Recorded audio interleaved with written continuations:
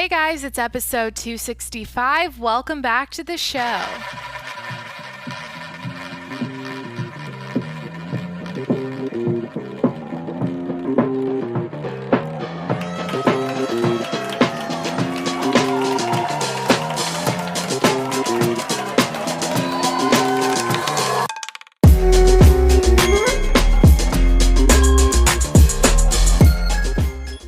Hey, what's up? It's Jacqueline. Welcome back to the show.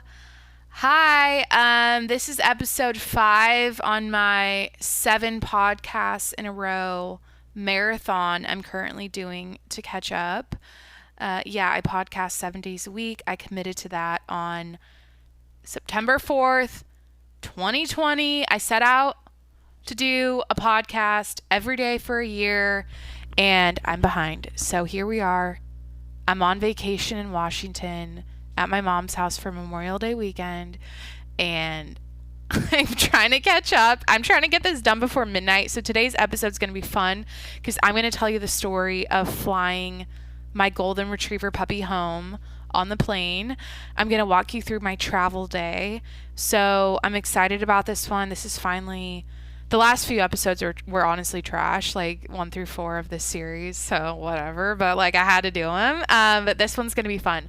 So, how do I even start? I guess I should back up to a week ago. I actually planned on boarding Jimmy at a dog boarding facility, hotel, whatever you call it, in San Diego, for like 6 nights or however long I was going to be gone. And I just had so much fear and anxiety and like worry about him flying on the plane because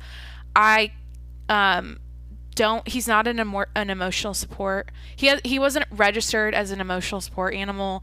And I heard, like, I asked my doctor for a document or a letter or whatever so that he could fly next to me on the plane as an emotional support dog, and she said that she's not doing that anymore and they're not accepting those anymore.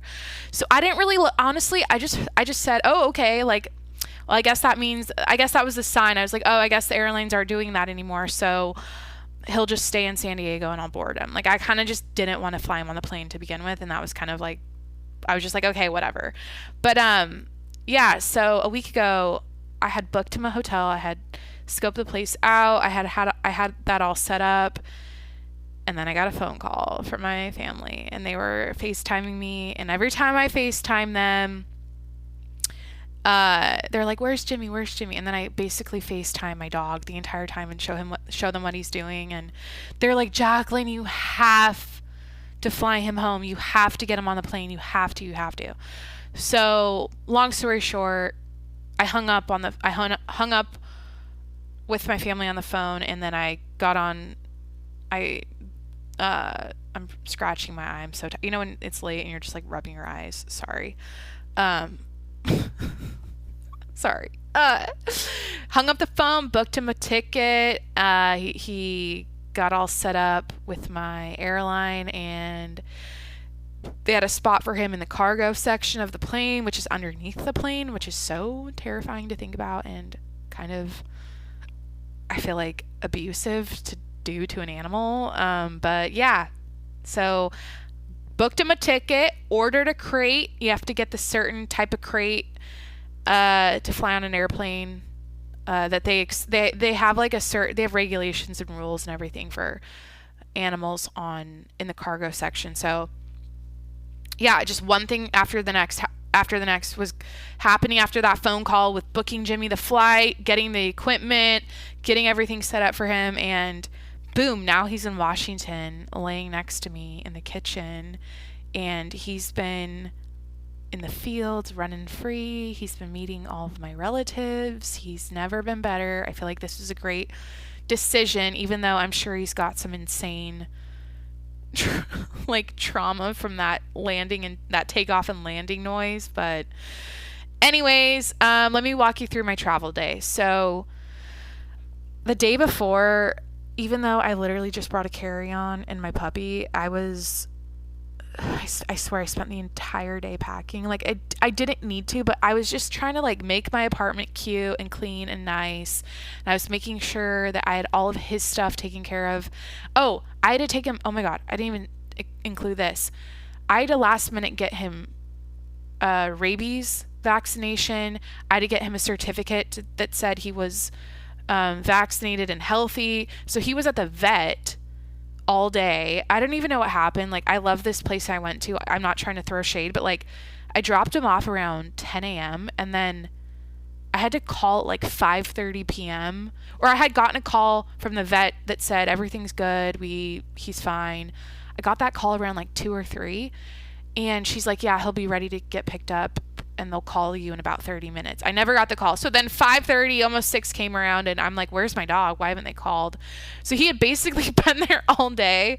So yeah, the day before I'm like packing, scrambling, cleaning, because I hate coming back to a dirty apartment after I travel. So it was kind of one of those days, like a pre-flight getting my shit together days, and Jimmy was at the vet. And anyways, yeah, the day of, my flight was early. I got picked up at like 5:45, and yeah, about 5:45. So not too early, but still kind of early. I don't know. I'm just going to go through details. Like, maybe this is helpful for someone out there who wants to fly their dog on a plane. Like, okay, here's the podcast with the information, with all the details for you. So I get picked up. I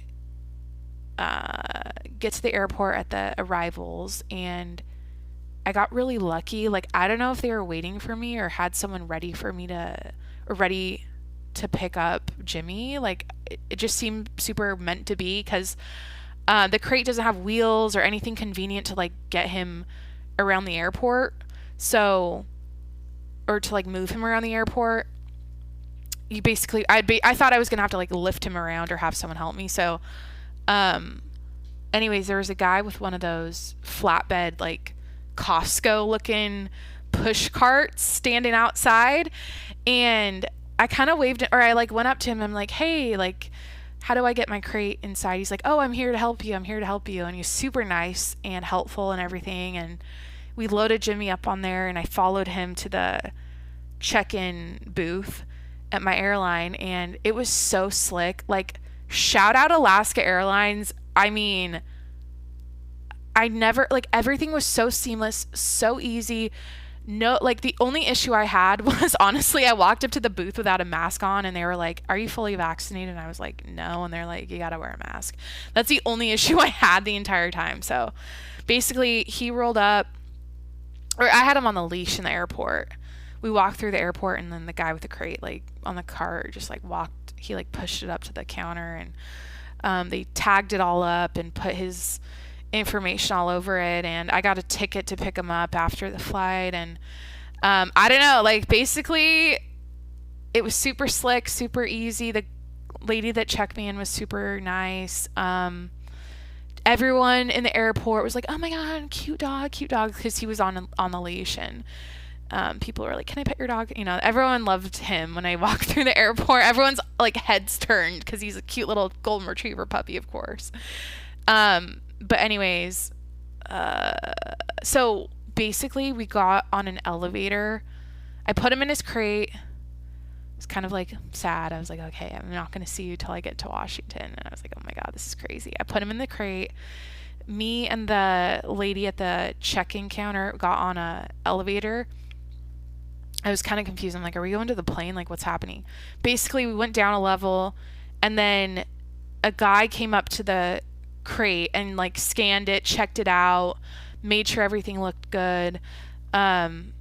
You know, kind of talked to me about the next steps, about how, like, where he was going to go, where they're taking him. And that was really nice. Like, they were so thorough and so sweet and nice about everything. Like, I just felt like I felt like he was in really good hands and I had nothing to worry about. Like, it didn't feel scary. And I guess that's what they're trained to do, because people are like, especially with their dogs, are so protective. And, you know, it's like a kid you're throwing under a plane. Like, that's kind of how it felt. So anyways, Off he goes behind a door through a hallway on the cart, and I was like, holy shit. So I go back up, I go through TSA.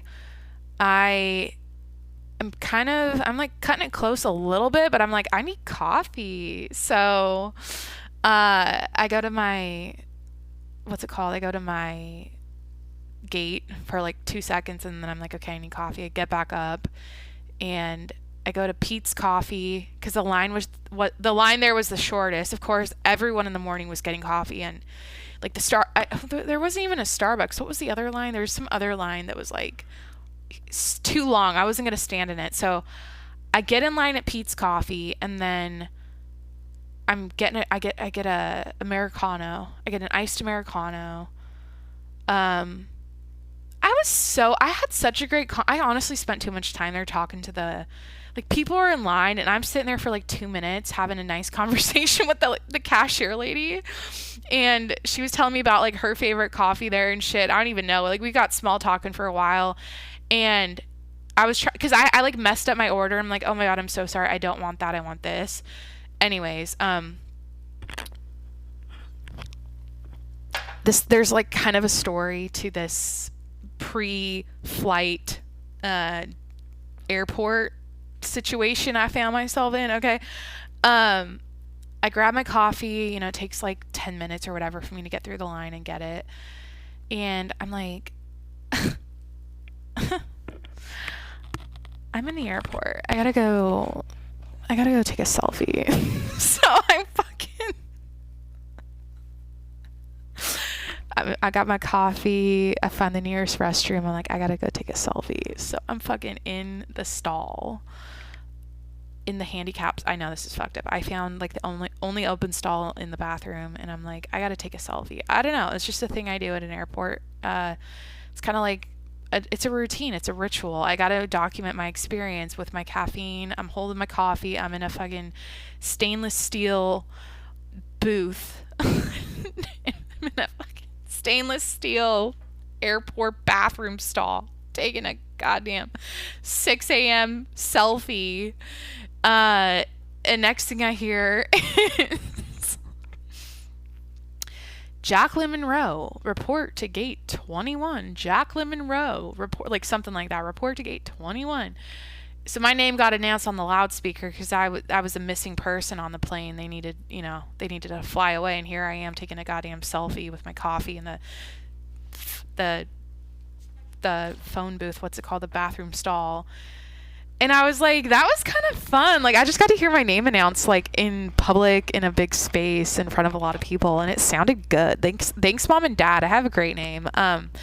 So I'm hustling. I get my AirPods in. I put on some trap music, and I start marching because I had like a good march to go to get to my gate. I had like a good 2-minute walk of shame to do through the airport, and I just have a little carry-on roller, so I had nothing. I didn't have a lot to carry, so I get there and I look like a ditzy blonde. I think my tits were out because I was taking a selfie, and I had like a low cut.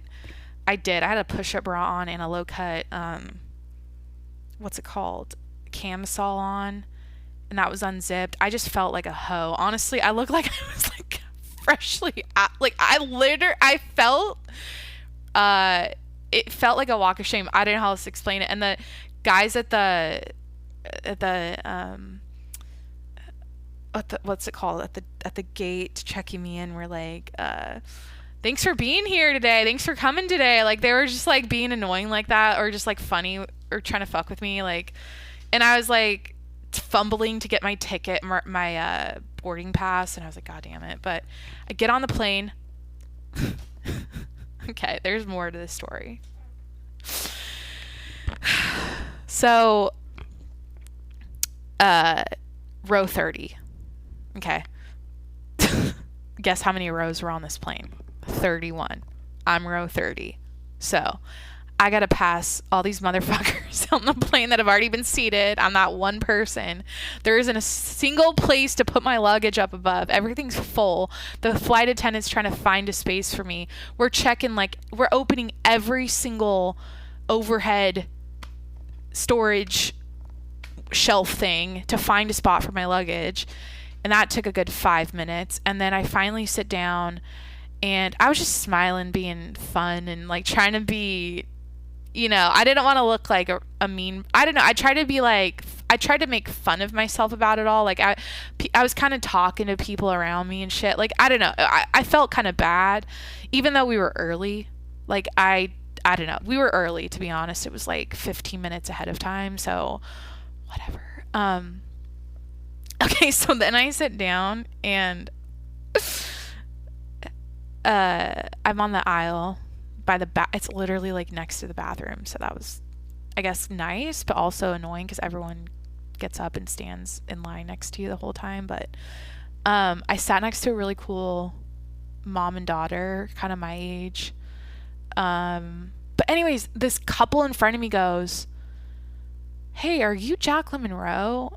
And I'm like, "Yeah." And they're like, "Oh, no. They're like, "Hey, do you have a dog?" And I'm like, "Yeah." And they're like, "Are you Jacqueline Monroe?" And I'm like, "Yeah, why?" And they're like, "They've been looking for you because there's a puppy under the plane and they needed to give this to you." So I was supposed to get this is so irresponsible. Like, this sounds like I'm such a bad dog parent. Like, here's my puppy under the plane during the pre-flight or like they got over the loudspeaker on the plane. Not only were they on the loudspeaker on the airport looking for me or saying my name, they were on the plane saying, "Hey, who has a puppy under the plane? We need to give you this," or something like that. It wasn't that dramatic, but it was basically a ticket that went with his crate to identify that he was my dog or something. And so they gave it to the couple that sat in front of me to give to me. So, okay. Basically, that's the end of the story. They said, yeah, for like 10 minutes they were looking for the person that owned the puppy underneath the plane. And then a lot of people have like strong opinions. Like, I was at TJ Maxx. I had a return to do like a couple of days before I flew here, and I got reprimanded by my cashier about flying my puppy on the plane. Like, she was like, "Oh, he's not flying with you, like in your seat, he's going in the cargo. Oh, that's horrible. Like, that's really sad. Like, you should not do that. That's abusive." So yeah, I feel like it's I don't know, like there's a negative, like, people that like dogs a lot or whatever, like, think it's abusive and terrible. And you know what? They put thoroughbred. Like, if you look up horses on planes, like, it's a thing. They ship animals on planes all the time. It's kind of one of those things, like, it's a dog. Like, I know that sounds bad. I'm like, look, it's not, I don't know. I got good news for you.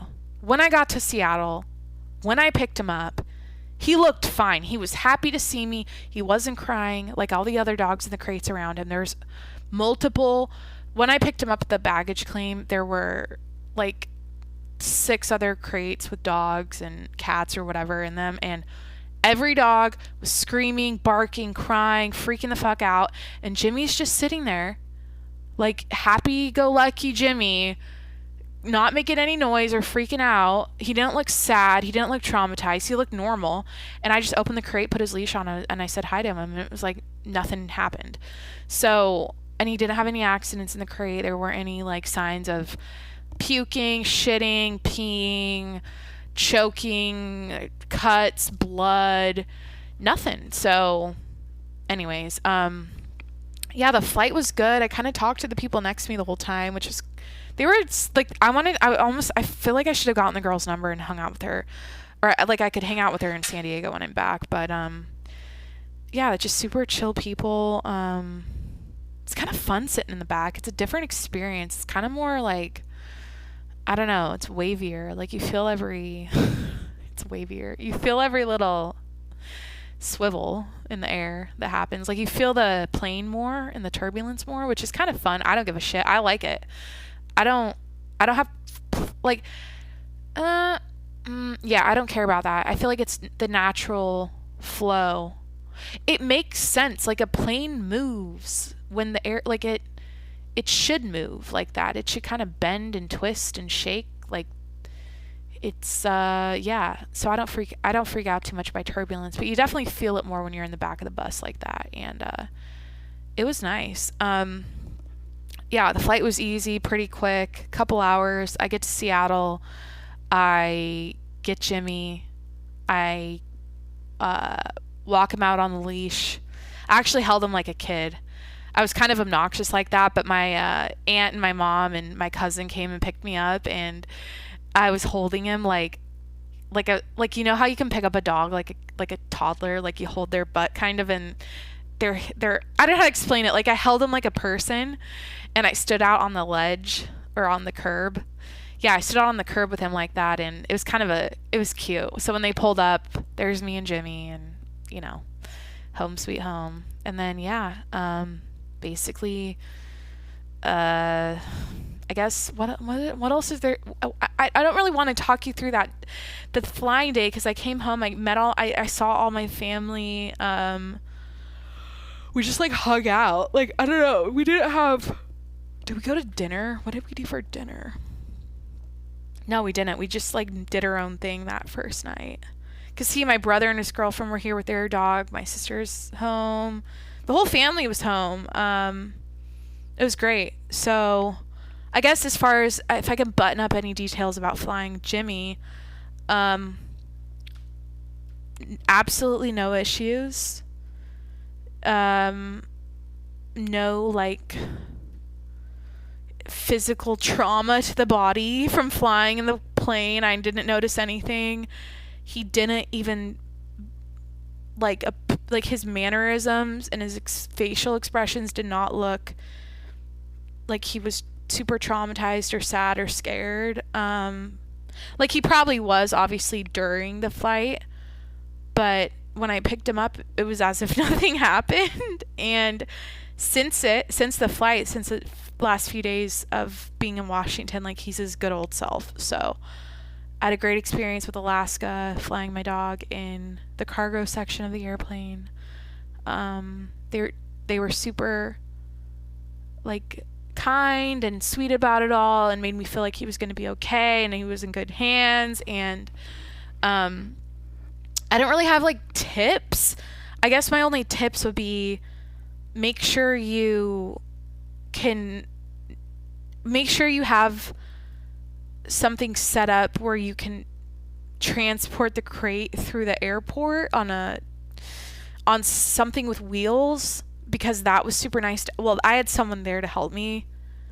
I don't know if that was a setup by the airline, like they knew I was coming, or if that just happened, if the guy just happened to be there to help people that needed to push something around like that. But it's nice to have wheels to roll the crate around, and then make sure you check your airline's like rules and regulations for how to set up the crate. Because like last minute I painted the words live animal on the side of the crate in big letters, and then I did like arrows of what direction, like the up arrows, so that they knew to keep it upright. They also provided stickers that said that, so I didn't need to do that, but some airlines require you to write obviously like your information on the crate. I guess no, all of them will. That makes sense, like the emergency contact and your address and the dog's name. And you can't have toys inside. That was a thing. Like I couldn't give Jimmy any little squishy chew toys or anything. You have to, I don't know if every airline's like this, but mine required a water bowl. I had to give him a water bowl and a food bowl that was attached to the door from the inside, so that if they needed to refill the water, they could access it easily and like feed him. And I also added, I didn't give it to him, but sometimes they have you attach a food bag on the outside, so they can feed him more food if they need to. I guess for like a super long flight that would be necessary, but not for mine. And something I did so that the water wouldn't get everywhere was the night before, I'm really getting into detail here. I'm like, I gotta finish. If I'm gonna do this episode about flying a dog on a plane, I gotta really give you every detail. The night before, I froze the water bucket so that it didn't like splash around a lot and make a mess when I brought him to the airport. And yeah, but, and then I didn't do anything really crazy cushy inside. Like I just did like a fleece blanket that was kind of thin. I don't know. There's like weird, like he has to be able to stand up and turn around and have enough room. So I didn't put any like big pillowy soft cushions in there.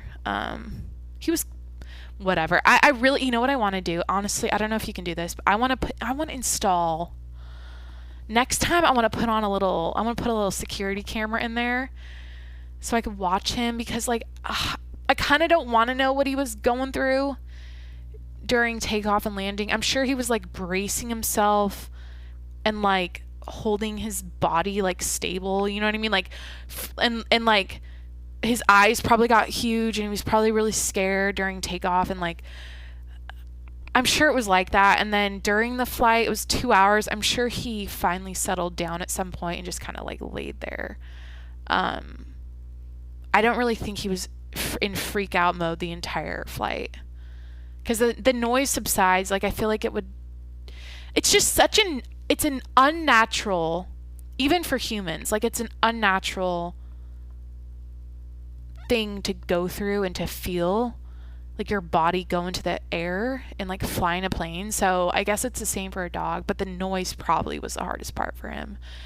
And he didn't have any drugs on board. I didn't give him any like Benadryls or anything. And again, like he seemed fine. And now moving forward, when we go on planes and we go to the airport, he'll know what's coming and he'll have experience. So flying home will probably be easier for him, or he'll know that it's going to be a big, scary, noisy plane again. And I guess it'll be also interesting to watch how he does around the airport, or like hearing planes now, if it like triggers him, if he like freaks out by the noise. But I don't know.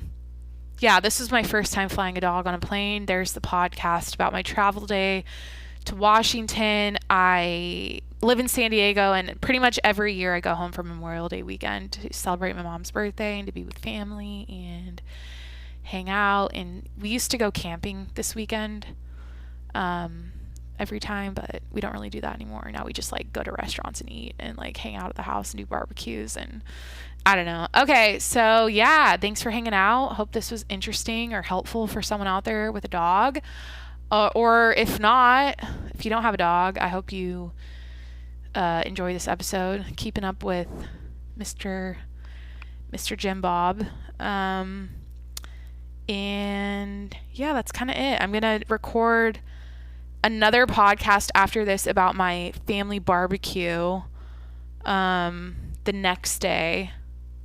Because yeah, again, I'm doing a marathon. I'm trying to knock out like every podcast that I'm behind for. Like I'm like a week behind. So stay tuned for that. That'll be in your inbox next. And I hope you had a great day. And I will talk to you tomorrow.